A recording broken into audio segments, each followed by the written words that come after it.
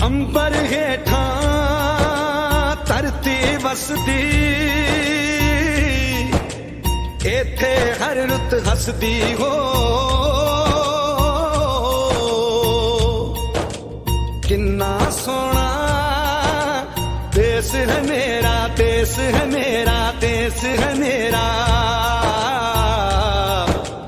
किन्ना सोना देश है मेरा, देश है मेरा, देश है मेरा, देश है मेरा।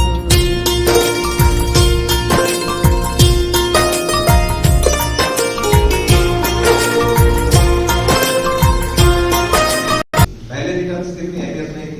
पहले क्या होता फिजिकल होता था, और फिजिकल के अंदर दौड़ते हुए क्या करते थे, दौड़ के अंदर भी अगर कोई बंदा एक्सीलेंट आ गया या सुपर एक्सीलेंट आ गया, तो वहां पे कमांडेंट बैठा हुआ था, क्या ये बंदा होने शूट करके मेरे पास गया, वो उसको तुरंत क्या कर देता था, भर्ती कर देता था, भर्ती कर देता था। पहले पढ़ाई लिखाई का इतना सिस्टम नहीं था। पढ़ाई लिखाई का क्यों हुआ पहले, क्यों नहीं था, क्योंकि लोग इस सेक्टर को ही पसंद नहीं करते, इस सेक्टर को पसंद नहीं करते थे ना जी। पोस्ट में जाएंगे तो पता नहीं क्या हो जाएगा, घर वाले भी भेजते थे। और पहले इनकम के संसाधन लोग ज्यादा लोग इस पे डिपेंड थे, खेती पानी बहुत था। लेकिन आज के जमाने में क्या है, कंपटीशन हो गया। तो आपको सबसे पहले एग्जाम की तैयारी करनी, किस फिजिकल को, फिर अपने आप को, ठीक है। कि जो बीएसएफ है, जैसे सर ने कहा कि जीरो लाइन पे रहती है, मतलब ये हमारे आइडल हैं, हीरो हैं। युवाओं को आजकल हीरो मानना है तो बीएसएफ को मानना चाहिए, क्योंकि बीएसएफ एकदम जीरो लाइन पे खड़ी है। सर ने जैसे बताया कि बीएसएफ जीरो लाइन पे सबसे पहले कोई हम पे आक्रमण करता है तो सबसे पहले कौन खड़ा है, बीएसएफ। तो बीएसएफ हमारी सीमाओं पे नहीं है तो हम सुरक्षित नहीं है। तो ऐसे नॉर्मली हम सब बॉर्डर एरिया से रहते हैं, हम बिहार में रोड रहते हैं, तो ये हमारा पाकिस्तान की सीमा पे लगता है। तो सबसे पहले हमारे बॉर्डर पे कोई अटैक करेगा तो कौन खड़ा है, तो युवाओं को ठीक है कि हमने आर्मी में जाना है या बीएसएफ में जाना है, जाना ही तो बहुत अच्छी बात है, तो देशभक्ति की बात है, ठीक है ना। क्योंकि बीएसएफ में सर ने बताया कि हमें सैलरी मिलती ही मिलती है, पर बिना जज्बे के बीएसएफ में जाना मुश्किल है। उसके देश प्रेम उसके मन में होना चाहिए सबसे पहले। तो ठीक है सर, सैलरी प्राप्त करते कुछ करते, पर जिनके मन में जज्बा है, क्योंकि ऐसी स्थिति में रहते हैं 0 डिग्री पे, तो जहां कुछ नहीं बनता, जैसे बॉर्डर पे आते तो इतना नहीं बॉर्डर पे रहना, सारा दिन वहां खड़ा होना रहता है, कितनी तब करना पड़ता है, गर्मी है, सर्दी है, बारिश में। हम तो अपने घरों में बैठे हैं आराम से, अपने घरों में इसलिए बैठे हैं क्योंकि ये सर जैसे लोग वहां पे खड़े हैं और इनके मन में देश प्रेम है। तो ठीक है, किसी ने बीएसएफ में जाना है, आर्मी में जाना, वो ठीक है, क्योंकि उनके मन में प्यार है। और उससे अलावा भी देशभक्ति क्या है कि हम तो जा रहे हैं, ठीक है, अगर नहीं भी जा पा रहे तो इन जैसे लोगों का हमेशा सपोर्ट करना, इनको मोटिवेट करना कि ये खड़े हैं और ये हमारे रियल हीरो हैं। एक बार जोर से इनके लिए क्लैपिंग करते कि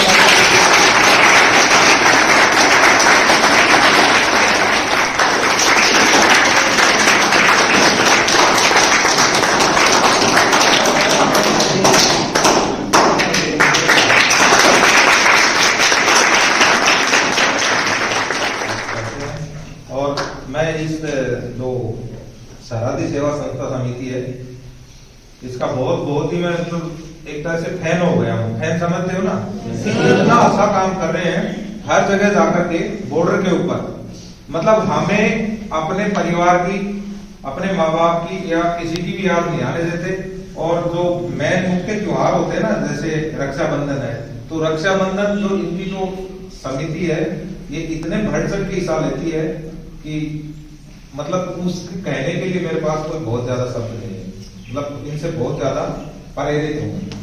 मतलब इनका जो काम है बहुत ही अच्छा काम है, और मैं इनसे यही रिक्वेस्ट करूंगा कि आगे आने वाले समय में भी ऐसे ही सीमा सुरक्षा बल के जवानों का हौसला बढ़ाते रहें।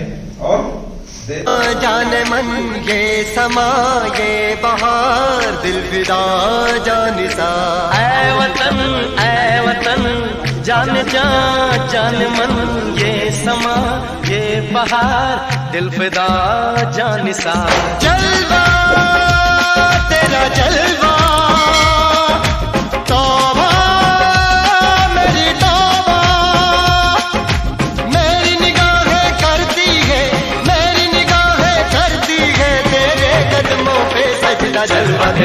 जलवा जलवा ओ तेरा जलवा जलवा जलवा तेरा जलवा जलवा ओ तेरा जलवा जलवा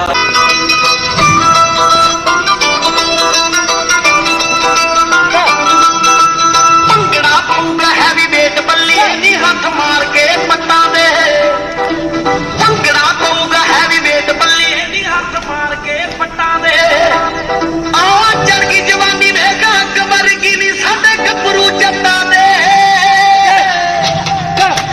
ਭੰਗੜਾ ਪਾਉਂਦਾ ਹੈਵੀ ਵੇਟ ਬੱਲੀਏ ਨੀ ਹੱਥ ਮਾਰ ਕੇ ਪੱਟਾਂ ਦੇ ਭੰਗੜਾ ਪਾਉਂਦਾ ਹੈਵੀ ਵੇਟ ਬੱਲੀਏ ਨੀ ਹੱਥ ਮਾਰ ਕੇ ਪੱਟਾਂ ਦੇ ਹੱਥ ਮਾਰ ਕੇ ਪੱਟਾਂ ਦੇ ਭੰਗੜਾ ਪਾਉਂਦਾ ਹੈਵੀ ਵੇਟ ਬੱਲੀਏ ਨੀ ਹੱਥ ਮਾਰ ਕੇ ਪੱਟਾਂ ਦੇ ਮਾਰ ਕੇ ਪੱਟਾਂ ਦੇ ਭੰਗੜਾ ਪਾਉਂਦਾ ਹੈਵੀ ਵੇਟ ਬੱਲੀਏ ਨੀ ਹੱਥ ਮਾਰ ਕੇ ਪੱਟਾਂ ਦੇ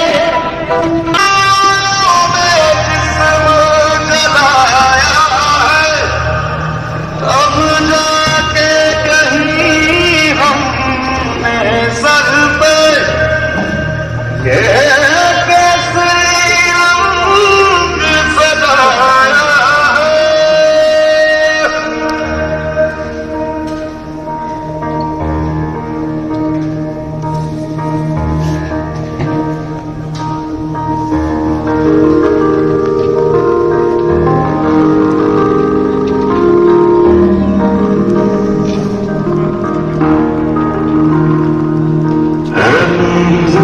अफसोस नहीं जो तेरे लिए सौ दर्द से महफूज रहे तेरी आन सदा चाहे जान मेरी रहे न रहे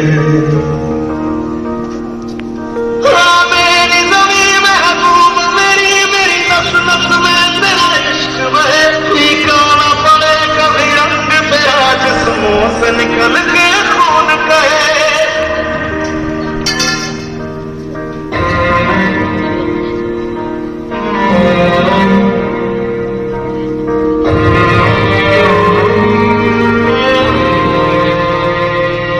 तेरी मिट्टी में मिल जावा गुल बन के मैं खिल जावा इतनी सी है दिल की आरज़ू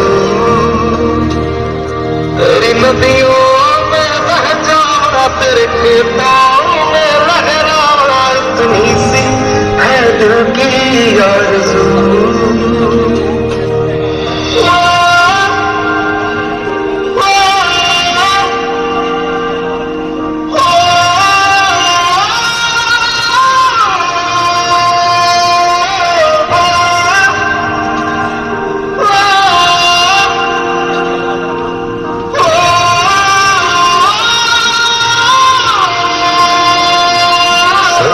से भरे खलियाल मेरे जहाँ झूम के भंगड़ा पा न सका आबाद रहे वो गाँव मेरा जहाँ लौट के वापस जा न सका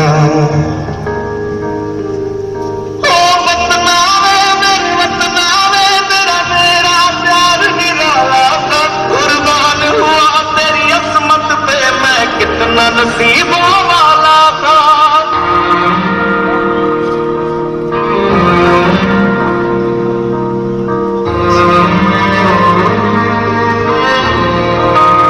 तेरी मिट्टी में दिल जावा दिल बन के मैं खिल जावा इतनी सी है दिल की आरज़ू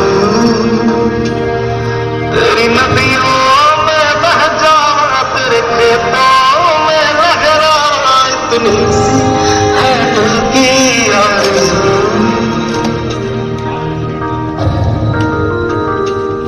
केसरी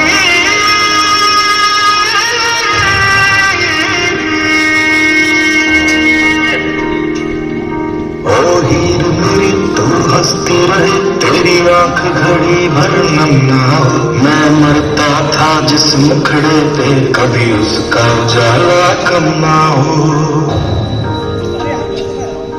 ओ भाई मेरी क्या फिक्र तुझे क्यों आंख से दरिया बहता है तू कहती थी तेरा चांद हूँ मैं और चांद हमेशा रहता है तेरी मिट्टी में मिल जावा दिल बन के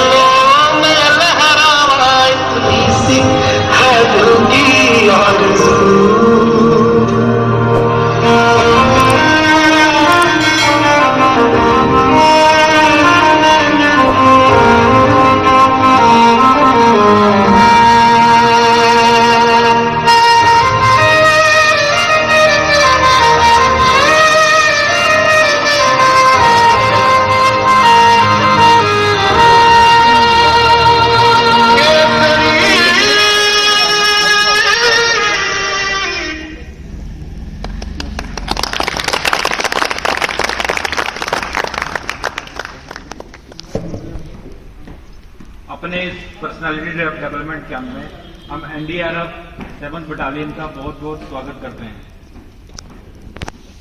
एक बार क्लैपिंग कर दीजिए। मैं 2 इंट्रोडक्शन दे दूं जो NDRF 7th बटालियन से आए हैं। तो mister Yudhvir Singh ji 7th battalion Bathinda के इंस्पेक्टर हैं। युद्धवीर सिंह जी। मिस्टर मोतीलाल जी ये ASI हैं 7th NDRF बटालियन में। एक्चुअली ये यूनिट लुधियाना से हमारे बीच में आई है समय निकाल के, जो NDRF के ऊपर डेमोन्स्ट्रेशन करने वाली है। आपदा प्रबंधन, विपदा आने पे हमें क्या क्या करनी चाहिए, किस तरह की विपदा आती है तो हमें क्या क्या करना चाहिए। तो मैं ज्यादा देरी न करते हुए युद्धवीर सिंह जी को बोलूंगा कि कृपया आके हमारे बच्चों को डेमोन्स्ट्रेशन करें। युद्धवीर जी।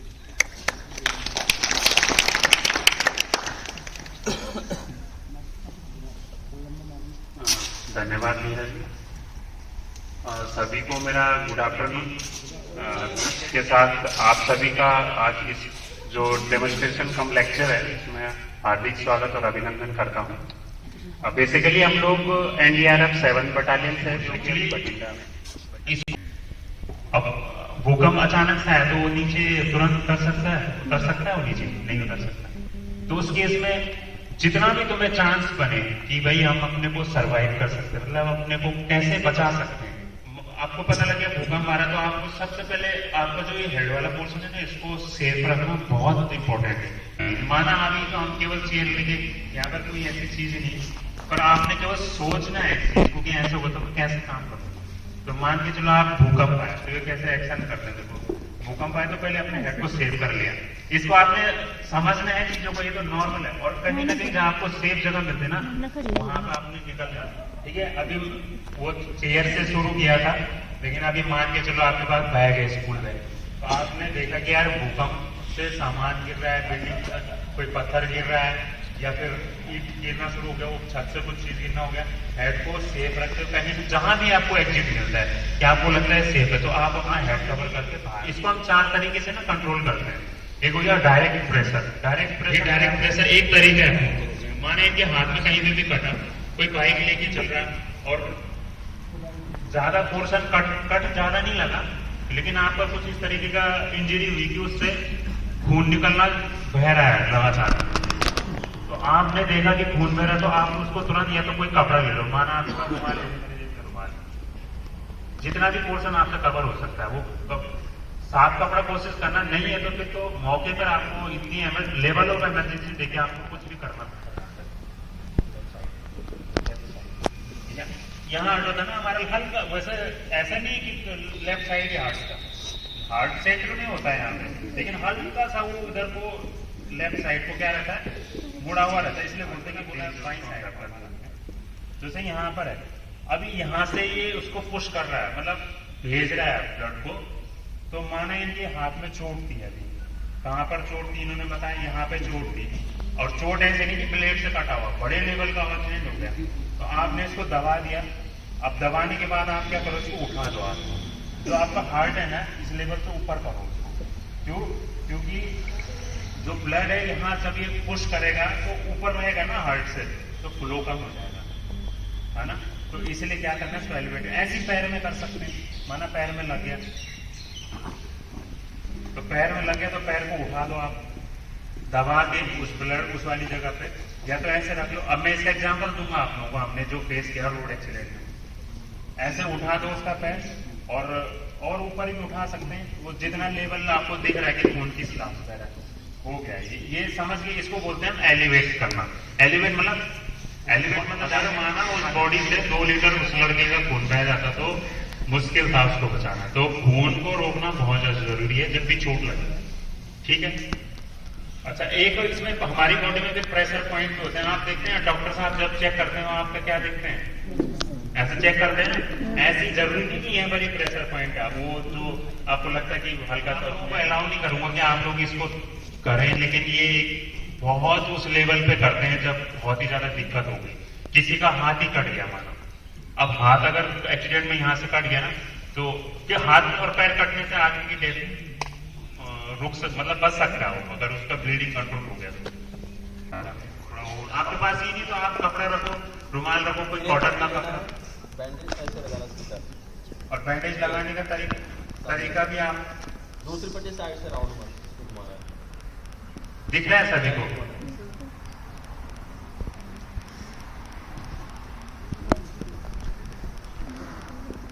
ये बैंडेजिंग करने का तरीका है, ड्रेसिंग एंड बैंडेजिंग। मतलब ड्रेसिंग तो किसको बोलते हैं हम, जो पीस रखता है जहां पर, जहां भी तुम्हारा चोट लगा है या जहां से ब्लीडिंग हो रही है वहां पर रखते हैं। उसके बाद उसको रोकने के लिए जो हम पट्टी लगा रहे हैं उसको बोलते हैं क्या, ड्रेसिंग। ठीक है, सॉरी उसको बोलते हैं बैंडेजिंग। तो ये बैंडेज है जो लगा रहे हैं, वो ड्रेसिंग है जिसको रख दिया वहां। और कभी भी उसको गंदा सल्दा कपड़ा नहीं रखना है। क्यों? कि अगर वो इन्फेक्टेड होगा, उसमें कोई गंदा कपड़ा रख दे तो हो सकता है उसमें कोई बैक्टीरिया, वायरस, प्रोटोजोन कुछ भी हो सकता है, तो वो फिर उसकी बॉडी में एंटर हो जाएगी और उसको और बीमारियां लग सकती हैं। ये तरीका है। आप लोग करेंगे क्या इसकी प्रैक्टिस? लगता है बड़ा आसान है, कर लेंगे, लेकिन करेंगे तो गड़बड़ करता ही करता है।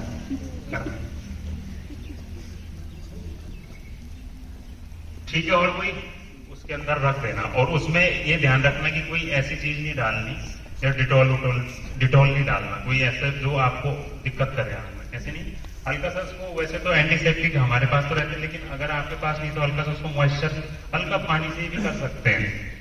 निकल गई कहीं चोट लगने से, बहुत ज्यादा बड़ा एक्सीडेंट हुआ, निकल गया, तो उसको क्या करो कि जो पोर्शन निकला हुआ है उसको इस कप से कैसे रोकना भी देखिए। दूसरी आंख को बंद क्यों करना है इसमें? जो आंख अगर सही है तो दूसरे को क्यों बंद करना है?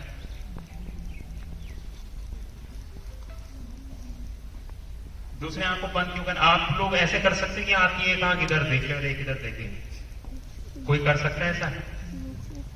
दोनों आंखें मूव होती है ना, अगर मैं इधर देखूंगा तो दोनों ही देखेंगे इधर, ऐसे तो नहीं होता एक को इधर घुमा दो एक को इधर, कर सकता है कोई कैसे? तो क्या है कि जो आंख आपकी ठीक है ना, अगर आप उसको बंद नहीं करोगे तो ये क्या करेगा, ये मूवमेंट करेगा और वो उसको भी फिर परेशान करेगा। समझ रहे होंगे आप लोग? तो अगर आप इसको खोल के रखोगे तो ये क्या करेगा, देखने के चक्कर में दाएं बाएं देखेगा और ये भी मूव करेगा दाएं बाएं। समझ रहे हो? तो उससे क्या होगा, इसको भी बंद कर देना, और इस तरीके से वो उसको पट्टी करने का एक तरीका है, उसको कंट्रोल कर लेना। बाकी वो फर्दर जब हॉस्पिटल जाएगा तो डॉक्टर साहब अपने आप उसको देख लेंगे। ठीक है, अच्छी चीज है। जैसे आपको जानकारी 5 किलोमीटर में बोलूं कि मैं साल में 2 ही बार दौड़ूंगा तो हो जाएगा? नहीं होगा। जब प्रैक्टिस करोगे रेगुलर तभी तो होगा, है ना। और दौड़ना हुआ, फिर आपको चिन अप करने, फिर आपको पुशअप करने, एब्डोमिनल करना है, तो उसके लिए क्या आपको फिट रहने के लिए रेगुलर पीटी करनी पड़ेगी। तो जो रेगुलर करता है उसका कई बार हो जाता है शोल्डर डिसलोकेशन हो जाता है, जिम करने वालों का हो जाता है, जो जिनको एक्सरसाइज की नॉलेज नहीं होती उल्टा सीधा एक्सरसाइज कर लेते हैं उनका हो जाता है। तो उसको कैसे आप लोग रोकना है थोड़ी देर के लिए, हॉस्पिटल जाने तक आपको रोकना है। अगर पाइप में कोई चीज जम गई तो पाइप में अगर कोई चीज जम गई तो वहां जो पानी, पहले पानी तो नहीं जाएगा आपको, लेकिन अब उसको जाने के लिए रास्ता कम है अंदर, तो दिक्कत हो सकता है धीरे धीरे ब्लॉक आ जाए। शोल्डर पे करो, हाँ यहाँ पे कर लो कि भाई आप उसे पूछो आपको दिक्कत है, कुछ पूछ लो, अपनी भाषा में पूछो, ठीक हो आप, क्या दिक्कत है? नहीं बोल रहा है कुछ तो फिर पल्स चेक करना था। पल्स चेक किया, यहाँ पे नहीं मिला, यहाँ चेक किया, हाथ पे चेक किया, नहीं मिला पल्स, मतलब वो बिल्कुल पता लग जाता है ना कि आप तो हद तक कर ही नहीं रहे आप। हाँ, ये इससे क्या होगा, आपको पता लगेगा उसके उसमें रेज एंड फॉल हो रहा है, ऊपर छाती उठ रही है कि नहीं उठ रही। सांस लेते हैं तो पता लगता है ना उठ रही, अप डाउन हो रहा है, एक तो ये तरीका है। दूसरा, अगर आपको तब भी नहीं पता लग रहा तो आप उस अपने कान को ना नाक के पास रखो, जैसे इन्होंने रखा था कान को, जैसा कि चेक कर ऐसे, और हाथ से वहां नजर वहां रहेगी। कान से क्या होगा कि उसकी नाक की आवाज और सांस का जो प्रेशर वो आपको फील होगा, महसूस होगा। आपके बीच में खाली पोर्शन है जहाँ पे मिल रही है, उससे थोड़ा सा लेफ्ट साइड आप अपना हाथ इस तरीके से रखना, देखो इस तरीके से रख लिया ये। लेकिन एक चीज जरूर ध्यान रखना है, ये किसी वैसे पे नहीं करना जो बिल्कुल सही है, सही सलामत है। बेहोश आदमी हो गया उस केस में आप कर सकते हैं। आपने इस तरीके से अपना जो मास्टर हैंड उसको रख लिया है, ये वाला पोर्शन, और दूसरा हाथ इस तरीके से रखना, और आपने इसको पुश करना है। अब ये अगर माना कोई जैसे ये हैं, ये बड़े मतलब आपसे बड़े हैं और आप भी ठीक है, आपकी भी बोन्स अभी स्ट्रांग हो गई हैं, तो आप इनका इतना प्रेशर देना कि 5 से 6 सेंटीमीटर आप इसको दबा लो। 5-6 सेंटीमीटर दबाने के लिए आपको बहुत ताकत लगानी पड़ेगी, तो लगाना है। पर एक चीज और है, फिर ये भी रिस्क है कि उसके जो रिब्स है वो ना टूट जाए। अगर रिब्स टूट गई तो फिर क्या होगा, वो अंदर जो तुम्हारे लंग्स हैं या हार्ट को भी डैमेज कर सकती है, तो उस चीज का भी ध्यान देना। पर इतनी आसानी से भी नहीं टूटती है, तो आप उसको पुश करना है ऐसे उसके। अभी तो ये जो को ठीक आदमी तो हम जानबूझ के ज्यादा नहीं करते, लेकिन जो भी इस तरीके से गिरते हैं, क्योंकि वो उसको नहीं मालूम कि मेरे गर्दन में क्या हो, तो सोच रहा है यहाँ से कैसे निकले, सांस लेने में दिक्कत हो रही है, क्यों खांस भी रहा होगा, आवाज करेगा ऐसे। तो कभी भी उसको क्या है, हमेशा आपने उसके गले में कोई चीज फंस गई तो आपने उसको कैसे निकालना देखना। अभी तो उसको सबसे पहले उससे पूछ लो पहले तो, और नहीं हुआ रिस्पॉन्स करेगा तो उसके हाथ, अब सबसे पहले उसके हाथ हटाने, खींच के पूरा पीछे टाइट करके दबा देना हाथों को। फिर जो नाभि होती है, ये जो G5 प्रोसेस बोला था ना, जहाँ पे मैंने आपको बोला था ना कि आपने CPR देने के लिए G5 प्रोसेस से बीच में रखना वहीं है, पे ही आपने इस तरीके से करना है, फिर यहाँ हाथ लगाना अपना, फिर ये ऊपर से रख लेना, फिर अप एंड डाउन करना है इसको ऐसे, फिर अप एंड डाउन मतलब पुश कर, पहले अंदर को दबाए फिर ऊपर को, तो उसको क्या प्रेशर आएगा, जोर से दबाना है। ठीक है। अभी इसको जोर से नहीं दबाने नहीं थे। हाँ, लेकिन फिर एक चीज नोटिस रखना, कभी भी अपने साथियों पे ऐसे नहीं करने जब तक वो बिल्कुल सही है। कोई चीज फंसी तब आपको करना पड़ेगा, ऐसे जो जैसे कंबल है, कंबल को रख लिया, इनको दिखना चाहिए बच्चों, रख लिया। अभी सबको दिख रहा है, पीछे वालों को दिख रहा है, नहीं दिख रहा तो आप पीछे वाले तो खड़े क्यों सकते। दूसरा पोल लो, उसको ऐसे रख लो, पर सभी मत होना, नहीं तो फिर भी और पीछे वालों को दिखे। दूसरा पोल लिया, उसको ऐसे रख लिया, कर दिया। अब आप लोगों में से कोई एक आओ बीच में, कोई एक खड़ा, जो अभी वो आए जिन्होंने उठाया था, आपका वजन थोड़ा कम, उनको बुलाओ, आपको भी बुलाएंगे। जो आए थे जिन्होंने हाथ में उठाया था, आप आओ, आ जाओ। अभी मैं लेट जाओ, हाँ लेट जाओ, लेट जाओ, डरो मत, कैसे लेट जाओ, चप्पल निकालो, लेट लेट जाओ, चलो उठा लो, वो दबा हुआ है,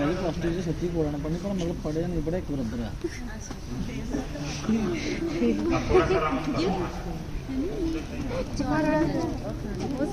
ये बना हुआ था क्या पहले? बच्चों को इसी में इंटरेस्ट आता है, जैसे समझ में आया वैसे बना। इसमें जो ड्रॉबैक, जो कुछ कमियां हैं उनको बताना चाहिए।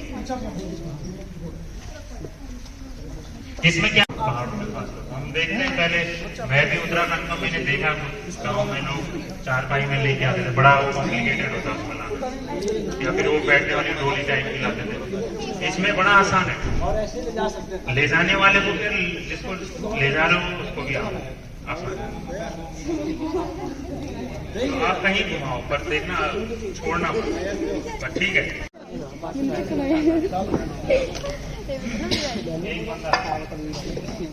पर इसका ये भी ध्यान रखना कि बीच का स्पेस है ना, आप देख लो ठीक है ना, बन जाएगा ना सभी से। हाँ, तो कभी होता है तो घर पे बताना है, लोगों को भी बताना, अपने गांव में सिखाना है लोगों को, ठीक है। अगर आपको लंबा कहीं फंसे हो पानी में, तो ये तो कंपनी मेड है, हर कोई ला नहीं सकता, पर फिर भी चलो आपकी जानकारी भी। लाइफ जैकेट है, आपको जो ले सकता है अच्छी बात है, नहीं ले सकता तो जानकारी होनी चाहिए उसको कभी भी। तो आप इसको लेके पूरे साल भर पानी में पड़े हुए डूबने देगा, पर कैसे इसको यूज करना देखो, या तो आप इस तरीके से उस गले में डालो और पानी इसको प्रेशर से ऊपर रखेगी, और आप अपने हाथ ऊपर से ऐसे डाल दो, तो पानी तो इसको नीचे नहीं जाने देगी ना, आपके हाथ ऊपर रहेगा। अगर 3-4 लोग भी इसको पकड़ के खड़े हो जाएंगे तो वो भी नहीं डूबेगी। इसको बोलते हैं लाइफ बॉय, बॉय लड़के वाला नहीं, BUOY है, ठीक है। लाइफ तो लाइफ ही है, पर बॉय वाला जो है BUOY है। आपको इंटरनेट पे या फिर यूट्यूब पे देखोगे तो उसमें भी इस तरीके से भी आप पानी में, अगर गहरे पानी में और ये आपके पास है ना, या आपको कोई बचाने आया, हमारी टीम आई, कोई फंस गया पानी में, उसने इसको फेंका तो आपने इसको इस तरीके से पकड़ लेना, ठीक है। ये कुछ इम्प्रोवाइज डिवाइस है। इम्प्रोवाइज मतलब जो हमने ऐसी बनाए हैं बस अपने देसी तरीके से। ये किसके डब्बे हैं? दूध के, दही के? हाँ दही के। हाँ लेकिन इसमें ये है कि ये डब्बे कहीं से फटे ना, इसका कहीं से जो कैप है ढक्कन है वो कहीं से लूज ना हो कि पानी इसके अंदर घुसे।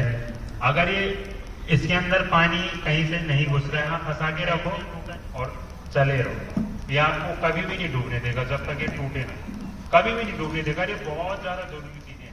ये देखो पानी की बोतलें हैं।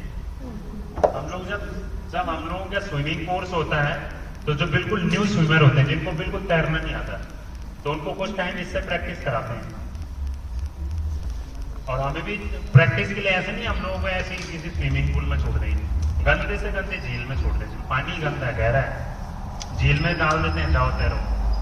तो ऐसा नहीं कि उसको इंस्ट्रक्टर भेजेगा नहीं, और ट्रेन करने के लिए उसको मजबूत बनाने के लिए तो थोड़ा सा नोजल पाइप है, ये वाली पाइप, इसको एम करना जिधर आग लगेगी, आग माना लगी है और आप ऊपर से इसको एम करोगे ना उसके ऊपर तो आग निकलेगी। जैसे आप घर पे या उसके बाद एम करना, फिर आगे आपका एस से क्या करना, आपने स्क्वीज द लीवर वो लिखा हो, स्क्वीज भी नहीं उसको दबाना है, लीवर जो उन्होंने पकड़ा उसको दबाना है, और फिर स्वाइप करते हुए जैसे झाड़ू मारते हैं उस तरीके से आग को नीचे निकले पोर्शन है इनका इधर वाला, ये जब सरफेस के टच में हो गया ना, जमीन के टच में हो गया, इसको ऑक्सीजन नहीं मिलेगी इस वाले पोर्शन को, तो इस पोर्शन में जो कपड़े में आग लगी होगी ना वो बुझ जाएगी।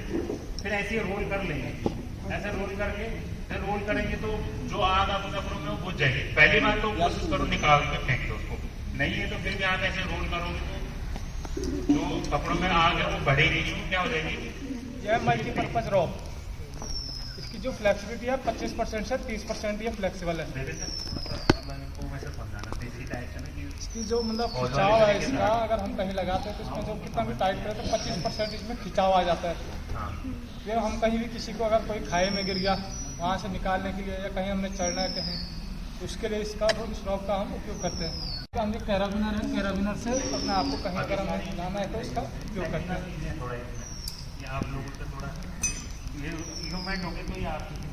ये सीट हार्ड है, हमने अगर कहीं इस पार से इस पार जाना है, कहीं नदी क्रॉसिंग करनी है तो इसको अपने पे बांध के लगा के, मतलब जो भी है सीट बांध के जो ऊपर रस्सी पे बांध के हम इस पार से इस बिल्डिंग से यहाँ जा सकते हैं। सीट हार्ड में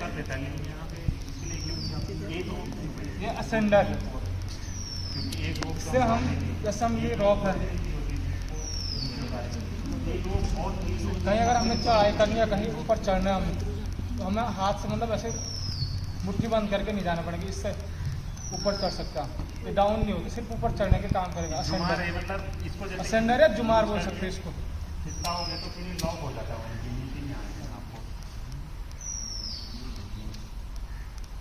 ऊपर जाएगा, नीचे नहीं आएगा, ये ऊपर जाने के लिए चढ़ोगे ना तो इसके थ्रू इसको लूज करा ऊपर खींचा। यह है डिसेंडर, अगर हमने कोई हैवी वेट नीचे डालना, कहीं हाइट से हमें हैवी वेट डालना है, इसमें हम रॉप डाल के इसमें इस प्रकार क्या हो जाएगा, धीरे धीरे आएगा। डिसेंडर में धीरे धीरे आएगा, एकदम झटके के साथ नहीं आएगा। ये कैराबिनर, कैराबिनर भी यही अपने आप को स्टेबल करने के लिए, दो रॉपों को आपस में जोड़ने के लिए कैराबिनर। 8 kN वेट तक ये सह सकता, मतलब 8 क्विंटल का भार क्षमता है इसमें। सहायता से हम कहीं क्लाइंबिंग करना, जिससे हमारा हाथ जले में, रस्सी से बाई चांस हम कहीं ग्रैपलिंग कर रहे हैं, एक झटके से ना आए, मतलब ऊपर चढ़ना है, हाथ जलने का खतरा नहीं रहता है। पकड़ के नीचे आओगे, माना आप स्पीड में आगे ना गलती तो आपके हाथ जल जाएंगे, जब कट जाएंगे रोप से ना, स्पीड से फ्रिक्शन होगा ना हाथ में, कटने का डर रहता है, इसलिए इसको लगाते हैं हाथ में। यह आइस एक्स मतलब बर्फ वाले इलाके में अगर कहीं जाना में कि खुदाई करना है, कुछ करना है, आगे बढ़ना है, इसकी सहायता कहीं हम चढ़ नहीं पा रहे फिसल ले, तो इसको आगे किया, फिर आगे बढ़े। तो ये कैरी करने का मतलब ये कि माना ये आपको पता लगे कि मैं दबने वाला हूँ, अब पता लगे बर्फ में आप जो चांसेस है कि दबेंगे, तो इसको क्या करते हैं हम लोग, इस रोप को ये अपने पे यहाँ पे बांध, यहाँ पे है ना, इसको लूज कर देंगे। जैसे ही पता लगा अब तो पक्का है दबना, तो इसको फेंक देते हैं अपने से दूर। ये कम से कम कितना मीटर है? 35 मीटर।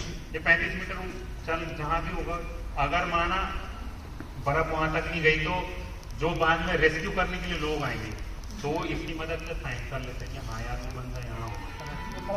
अब इससे कलर भी छूटता है साथ साथ बर्फ के ऊपर, तो ये इसलिए होता है। उस पर बना होगा ये जो दब गया और इसका कलर ऊपर अगर आ गया तो पता लगा। ये वो है आइस रॉड बोलते, एवलांच रॉड, इसको ऐसे जोड़ते हैं। ये सारी बर्फ की चीज़ें हैं यहाँ वाली है, बर्फ में बताने के लिए लोगों को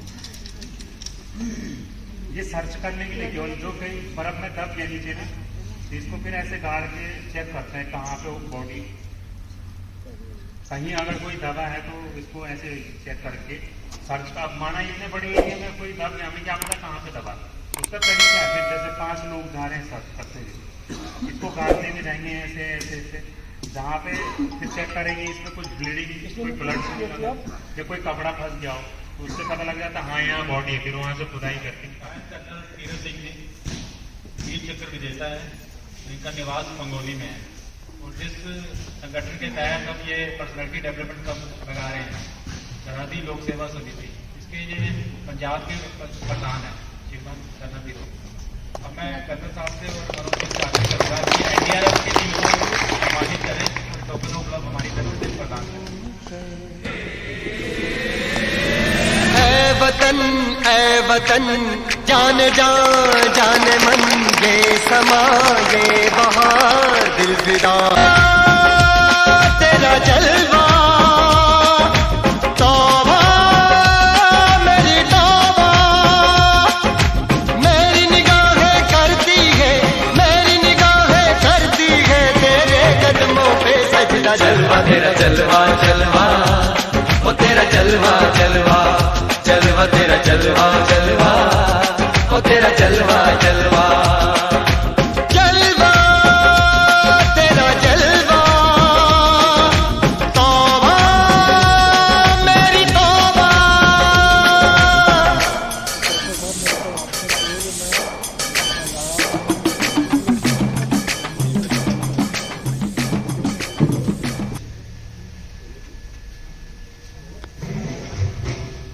जब मैं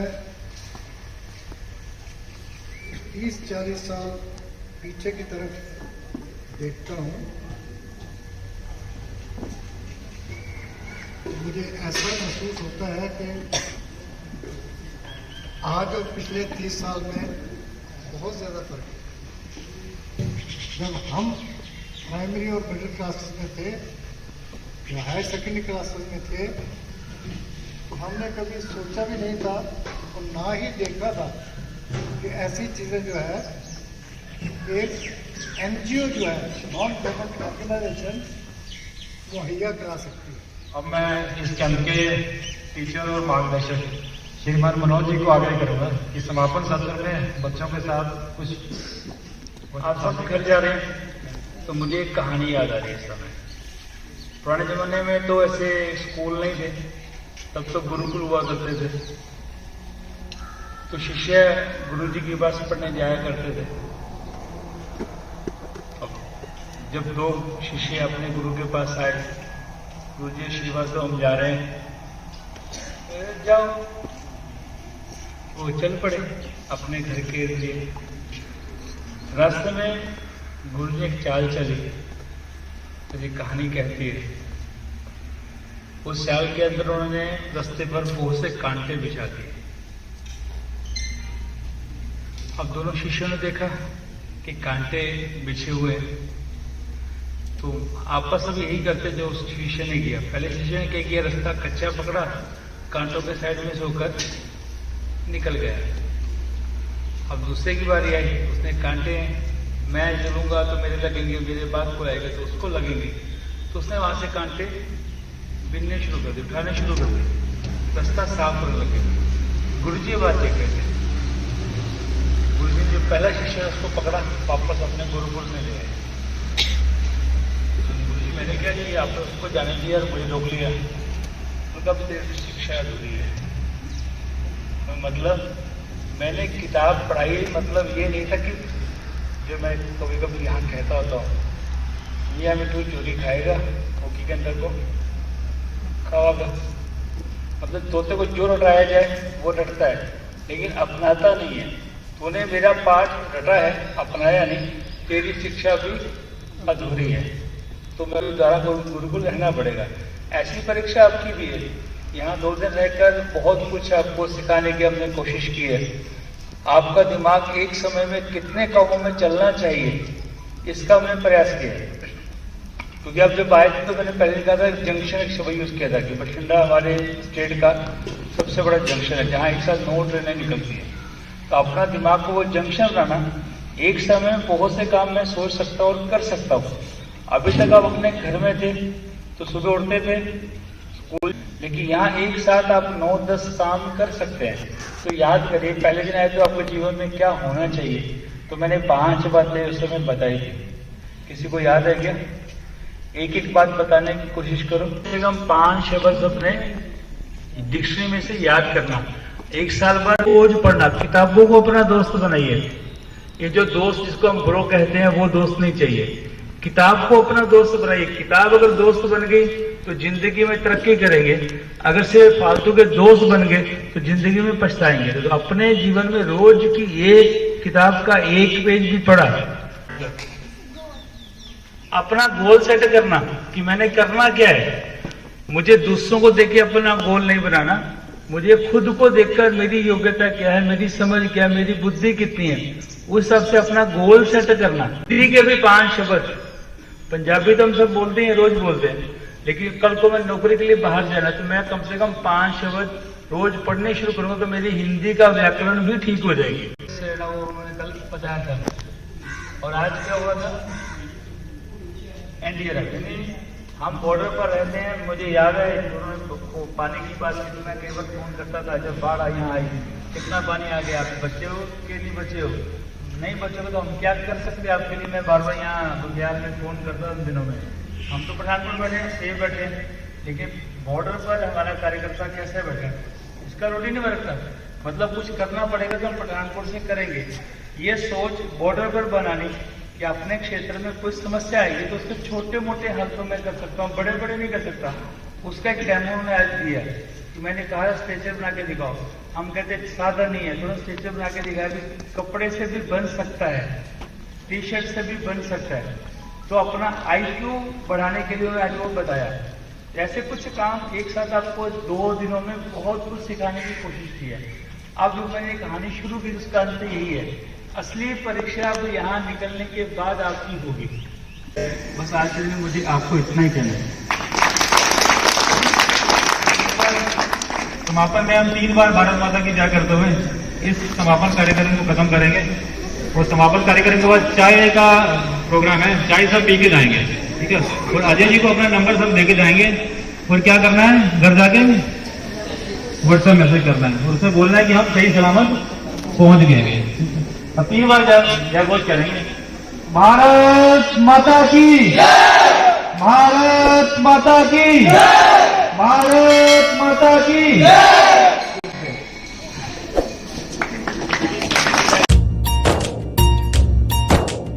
हो